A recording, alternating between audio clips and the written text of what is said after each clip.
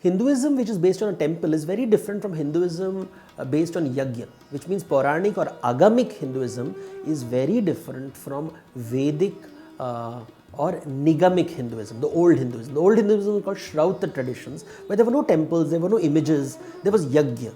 The later Hinduism, which is Puranic or Srauta tradition, there is always an image at the center. But principally it is the same. Puja is exactly the same as a yajna. It's a transaction. You have to make offerings to the deity. In exchange, the deity gives you something else. So it's giving in order to receive. This transaction is very critical. Now the whole temple is designed around a series of transactions which enables wealth to be distributed. So there are the Brahmins who lived around the temple who earn their living by taking care of the gods. What is their living? So the temple receives grain, gold, fabric, flowers, metal from the countryside, and around the temple there is always a market. So across India, when you go to a temple, you'll first see a marketplace. Pilgrims are coming, goods are being exchanged. The temple creates an economic pattern. Pilgrims come every year. All that is created an economic ecosystem. And around it, there are the service providers, around it, there are the product makers, there are the traders, the bankers, all of them create concentric circles. Of course, this is the positive side of the temple. We should not forget the negative side. One of the negative side which emerges with temple tradition is the concept of purity. And the hierarchy which is created is how far you stay from the temple.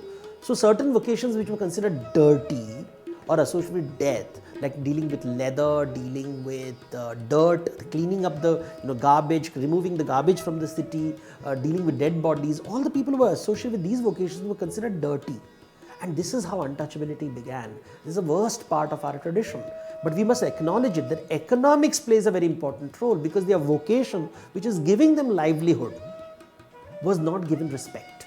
When you don't give respect to people for the jobs they do, society collapses. And that is a dark side of our culture which we must acknowledge and hopefully overturn in the next few years. That is our whole aim. So temples enabled us to distribute wealth, bring the whole society together as a central focal point.